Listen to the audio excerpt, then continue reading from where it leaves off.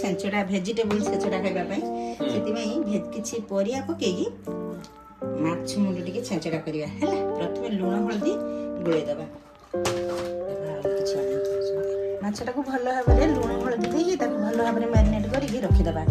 ତାପରେ ଏଠି କଢ଼ାରେ ତେଲ ଦେବା, ଟିକେ ଅଧିକ ତେଲ ଦରକାର କାରଣ ମାଛଟାକୁ ଭାଜିବା, ଭଲରେ ମୁଣ୍ଡଟା ଭାଜିବା।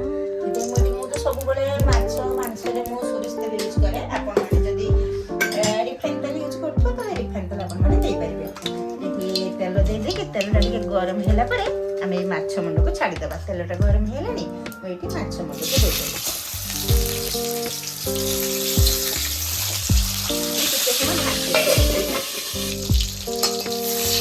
ମୁଣ୍ଡଟା ଭଲ ଭାବରେ ଭଜା ହେଇଛି।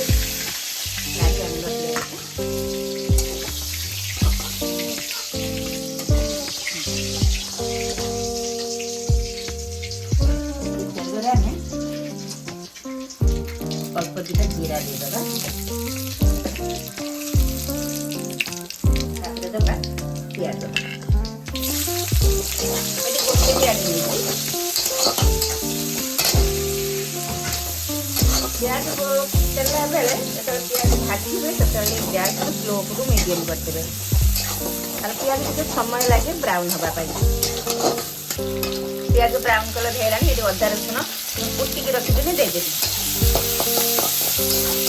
ମୁଁ ଯେଉଁ ମାଛ ଛେଞ୍ଚଡ଼ାଟା ବନେଇଲି ଭେଜିଟେବଲ୍ ଦେଇକି ସେଇଟାର କୁଟା ଅଦା ରସୁଣ ଆଉ କଞ୍ଚା ଲଙ୍କା ଆଉ ଧଣିଆ ପତ୍ର ତାକୁ ଦେଇ ଭଲ ଭାବରେ କଷିବା। ପ୍ରଥମେ ତେଲରେ ମାଛ ମୁଣ୍ଡ ଭାଜିକି କାଢ଼ି ଆଣିଲି। ତାପରେ ସେଇ ତେଲରେ ଆଉ ଅଳ୍ପ ଟିକେ ତେଲ ଦେଇକି ମୁଁ ପ୍ରଥମେ ପିଆଜ ଦେଲି। ପିଆଜ ଟିକେ ବ୍ରାଉନ୍ କଲର୍ ହେଇଗଲା ପରେ କୁଟିକି ରଖିଥିବା ଅଦା ରସୁଣ ଧଣିଆ ପତ୍ର ତାକୁ ଦେଇ ଭଲ ଭାବରେ କଞ୍ଚା ଲଙ୍କା ଦେଇ ଭଲ ଭାବରେ କଷି ନେବା।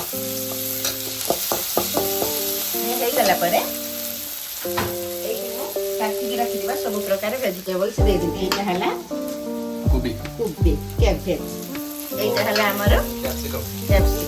দুই প্রকার ক্যাপসিকম নেইছি, রেড এন্ড গ্রিন। এইটি নেবি অল্প টিকে গাজর। রেড গ্রিন এর ফরক কোন? কিছু নাই। আখাটা রেড গ্রিন নেইছি, আউডি येलो থাকে।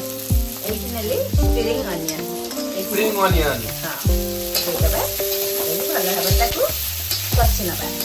ମୁଁ ଏଇଠି ଦେଇଦେବି। ଏଠି ମୁଁ ଦୁଇଟା ନେଇଛି ଟମାଟୋ। ମୁଁ ଦୁଇଟା ଟମାଟୋ କେମିତି ସ୍ଲାଇସ୍ରେ କାଟିଛି, ଦୁଇଟା ଟମାଟୋ ଦେଇଦେବି।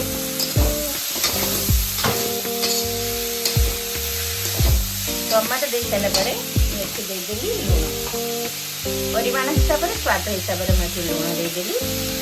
ମାଛରେ ଲୁଣ ଦିଆ ହେଇଥିଲା, ପରିବା ହିସାବରେ ମୁଁ ଏଠି ଲୁଣ ଦେଇଦେଲି। ତାପରେ ମୁଁ ଏଠି ଦେଲି ହଳଦୀ ଗୁଣ୍ଡ ଆଉ ରେଡ୍ କାଶ୍ମୀର ଚିଲି ପାଉଡର। ଏଠି ଦେଲି ଅଳ୍ପ ଟିକେ ଧନିଆ ପାଉଡର। ତାପରେ ଏଇଠି କିଛି ସମୟ ତାକୁ ଭାଜି ସାରିଲା ପରେ କିଛି ସମୟ ପାଇଁ ଆମେ ତାକୁ ଢାଙ୍କି ଦେବା। ଗ୍ୟାସ୍କୁ ସ୍ଲୋରୁ ମିଡ଼ିୟମ୍ କରିଦେବା।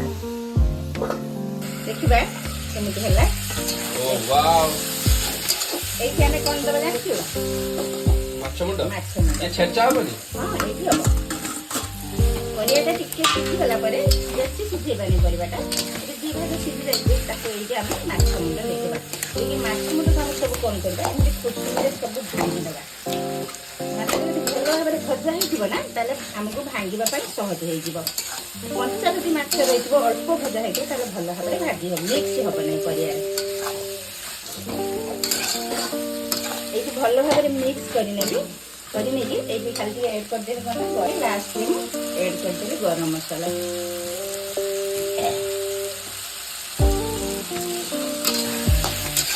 ଭଲ ଭାବରେ ମାଛ ମୁଣ୍ଡ ସହିତ ଯେମିତି ପରିବା ସବୁ ମିକ୍ସ ହେଇଯିବ, ସେଇ ସମୟ ପର୍ଯ୍ୟନ୍ତ ଆମେ ଏମିତି ରାନ୍ଧି ନେବା ବା ଏପଟ ସେପଟ କରିକି ଭାଜିଦେବା। ପରିବା ଆଉ ମାଛ ମୁଣ୍ଡକୁ ମିକ୍ସ କରିଦେବା।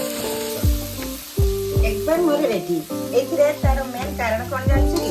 এইଥିରେ ମେନ୍ ହେଲା ମୁଁ ପାଣି ଟୋଟାଲ ଦେଲି। ମାଛକୁ ଭଲ ଭାବରେ ଆଗରେ ଭାଜି ନେଲି ଟିକେ ଅଧିକ ତେଲ ଦେଇକି।